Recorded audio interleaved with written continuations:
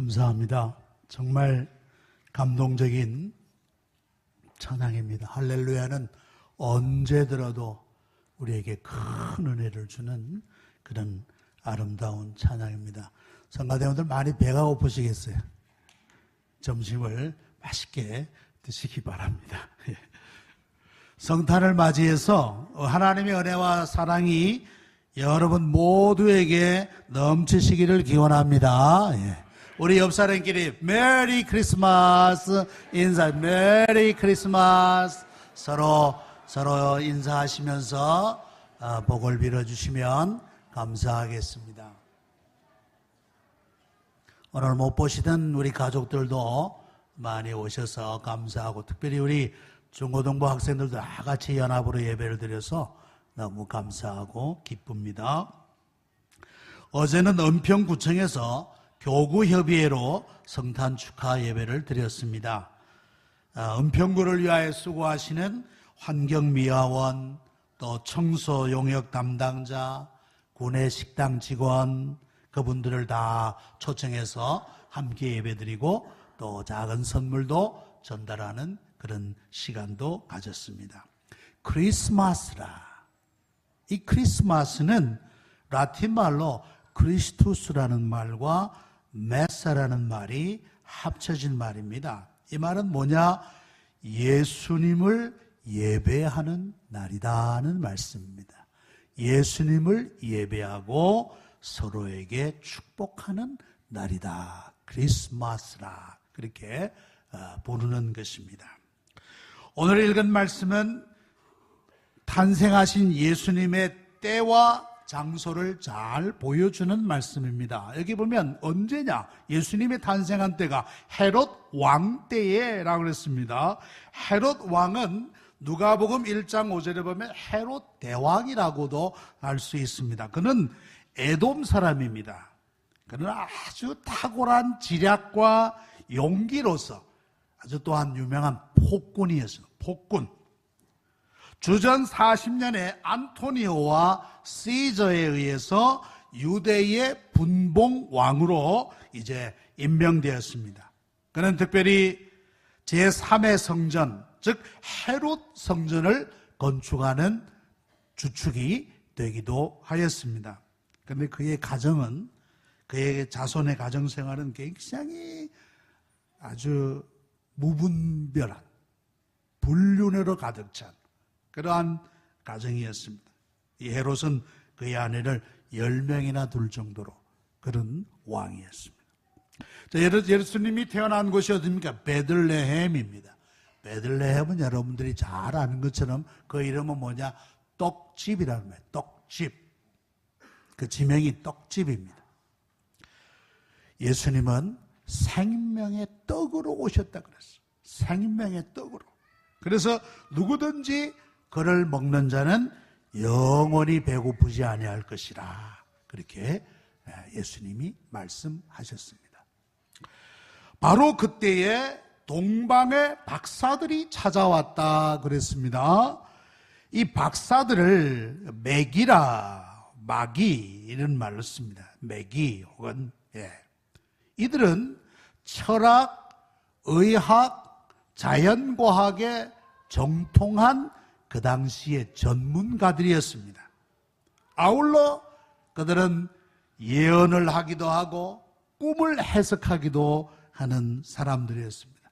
후대에 가서 그들을 마구스라 그렇게도 불렀어요. 마구스. 이건 좀 낮춘 말입니다. 낮춘 말. 막이라는 말 좀 낮추어진 말인데 점쟁이, 박수, 마술사 이렇게 후대에 가서는 이렇게 불려졌습니다. 그러나 그 당시에는 최고의 전문가들이었다. 학문의 전문가들이었다라고 볼 수가 있습니다. 자, 예수님의 탄생을 보고 두 가지 반응이 일어납니다. 두 가지 반응. 첫째는 뭐냐? 소동이 일어났다. 소동이. 박사들이 동방에서부터 그 별을 보고 경배하러 왔다고 하니까 먼저 헤롯 왕이 먼저 소동을 합니다. 3절에 보세요. 헤롯 왕과 온 예루살렘이 듣고 소동한지라. 헤롯은 아까 말씀드린 대로 강력한 폭군입니다. 그의 권세는 하늘을 치솟을 정도였습니다. 그런데 새로운 왕이 나셨다. 그러니까 이건 도저히 용납할 수 없는 일이었다고 하는 말씀입니다. 그래가지고는 헤롯 왕이 율법의 전문가들을 통해서 그 장소를 파악하라고 명령했더니만 구약의 성경을 가지고 말합니다. 미가서 5장 2절에 또 유대 땅 베들레헴아 너는 유대 고을 중에 가장 작지 아니하도다. 내게서 한 다스리는 자가 나와서 내 백성 이스라엘의 목자가 되리라. 미가서 5장 2절을 딱 끄집어내서 이 말씀대로 아기 예수님은 베들레헴에서 나셨습니다 라고 분명하게 짚어주었어요. 헤롯은 능청스럽게 이렇게 박사들에게 말합니다. 가서 아기를 찾거든 자세히 알려주시오. 나도 가서 경배하겠어. 이건 거짓말입니다. 거짓말. 박사들이 떠난 후 헤롯은 아기를 찾아 죽이려 했다고 그랬습니다. 13절에 보니까 헤롯이 아기를 찾아 죽이려. 그 왕으로 난 아기를 내가 죽여야 되겠다. 어디 나 외에 다른 왕이 어디 있단 말인가. 죽이려 했어요.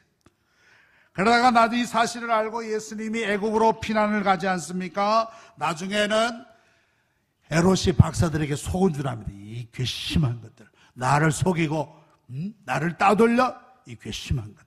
그래가지고 어떻게 합니까?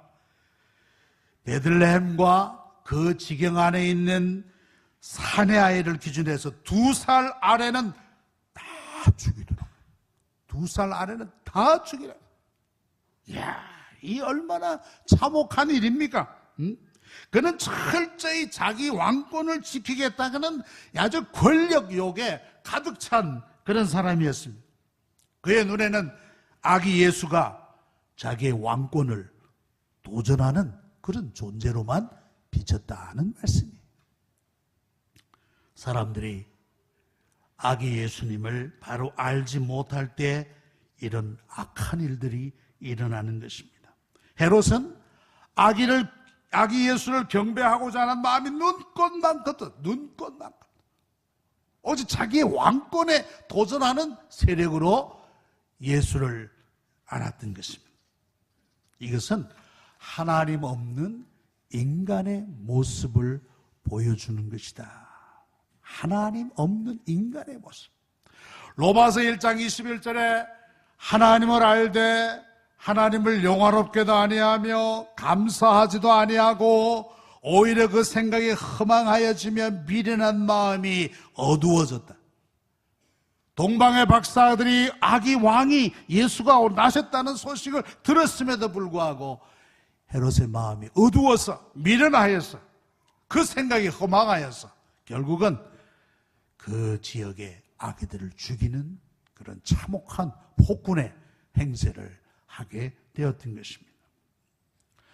성탄을 세계적으로 축하하여 심지어 무슬림 국가인 이란의 수도인 테헤란에도 산타가 등장했다 그럽니다. 무슬림 국가의 종주국 아닙니까? 그런데 그 테헤란에도 산타가 나타나서 아기 예수의 탄생을 축하하는 그런 행사들을 벌였다 그래요. 그런데 이 우리 가까운 이웃인 중국은 어떠냐? 그야말로 안티 크리스마스라 그래. 안티 크리스마스. 크리스마스를 반대하고 있어. 중국의 허베이성 랑팡시는 크리스마스 행사와 선물을 판매하는 걸 법적으로 금지시켜서. 그게 말은 뭐예요? 크리스마스 지키지 말라는 거예요. 크리스마스. 심지어 학생들이 크리스마스 행사에 참여하지 말고 선물도 주지 말도록 그 공문을 일선 학교에 다 보내가지고 학생들이 일절 성탄절에 관한 행사에는 참여하지 못하도록 그렇게 법적으로 막아놨어요. 참 안타까운 일이죠. 도리어 성탄이 그들에게는 소동되는 일로 민심을 소동케는 그런 일로 인식하고 있었다는 것이죠. 바라기는 중국도 속히 이제 복음화가 되어서 아기 예수님을 경배하는 나라가 되기를 소망합니다. 예. 열심히 그들에게 복음을 전해야 되겠습니다. 자, 두 번째는 뭐냐? 아기 예수님을 경배하였다라는 말이에요. 경배하였다. 헤롯과 예루살렘은 소동했지만은 박사들은 아기 예수를 경배하고자 하는 마음으로 충만했습니다. 예수님을 찾고 예수님에 따라온 그들에게 하나님께서는 특별한 은총을 더하여 주신 것을 볼 수가 있습니다. 그것은 바로 뭡니까? 저들을 별로 인도해 주셨다는 사실입니다. 큰 별로. 여기 보니까 이 별이 그들을 인도해, 별을 보고 그에게 경배하러 왔노라 그랬습니다. 이 별의 정체를 밝히려는 여러 가지 학설이 있습니다. 그 별은 어떤 사람은 이것은 아마 헨리 혜성이었을 것이다. 헨리 혜성. 또 어떤 설은 그 당시 특별하게 밝은 빛을 발했던 천왕성이었을 것이다. 혹은 또 어떤 설은 800년마다 한 번씩 만나는 목성과 토성의 결합이었을 것이다. 그건 다 가설입니다. 가설. 정설이 아니라 가설. 아마 그러한 별들이 아니었겠는가 하는 그 가설이. 그럼에도 불구하고 박사들은 별을 따라갔던 것입니다. 아, 하나님이 우리를 인도하시는구나. 우리가 아기 예수님을 만날 수 있겠구나 하는 그런 큰 기대심을 가지고 별을 따라갔다는 말씀입니다. 아, 그 별이 인도하는 곳에 보니까 한 여관 앞으로 인도합니다. 근데 그 여관 숙박 명부에는 요셉과 마리아가 없어요. 아, 그런데 가만히 보니까 소와 당나귀와 양들이 머무는 마구간에서 애기 울음소리가 들려요. 마구간에서 애기 울음소리가 들리는 거예요. 아, 그래서 마구간으로 달려가 보니까 거기에 한 아기가 강보로 쌓여 구유에 누워 있었단 말이에요. 이야, 이분이 우리가 고대했던 예수님이구나. 박사들이 조용히 들어가 아기를 혹시 깨울까봐 아기께 엎드려 경배하며 사람의 몸을 입고 오신 하나님의 아들 아기 예수님을 경배했어요. 첫 번째 예배자들이 되었다는 말씀입니다. 뿐만 아니라 저들은 정성껏 준비한 예물을 아기 예수께 드렸습니다. 황금과 유향과 모략. 동양에서는 말이죠, 왕 앞에 나올 때는 예물이 없이는 왕 앞에 나가면 안 돼. 왕 앞에 나갈 때는 반드시 예물을 준비해서 나와야 됐던 거예요. 그처럼 이 박사들은 예물을 정성껏 준비해서 아기 예수님께 드렸습니다. 첫 번째 예물이 뭡니까? 황금이라고 해서 황금. 이것은 왕을 위한 선물이었다라고 볼 수 있습니다. 황금은 동서고금을 통하여 가장 귀중한 가치를 대표하는 물질입니다. 금속의 가장 으뜸, 왕이라고 할 수가 있겠죠? 그러므로 이 황금은 왕 대신 예수님에게 가장 적합한 선물이었다라고 볼 수 있는 것입니다. 왕 대신 예수님은 힘이 아니라 사랑으로 통치하시고 다스리시는 분이시라는 것입니다.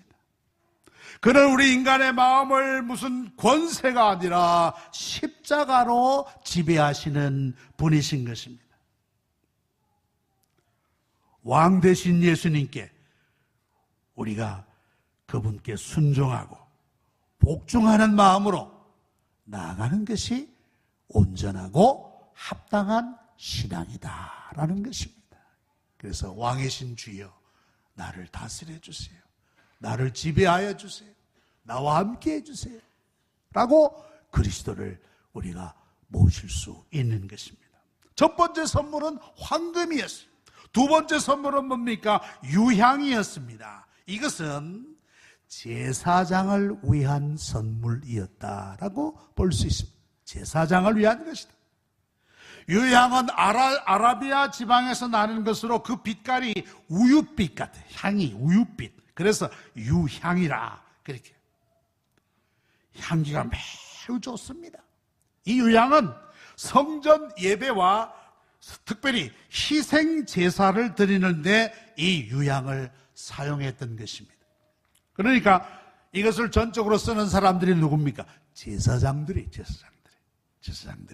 하나님 앞에 제사 드릴 때 이 유향을 함께 첨가해서 하나님 앞에 드렸던 것입니다.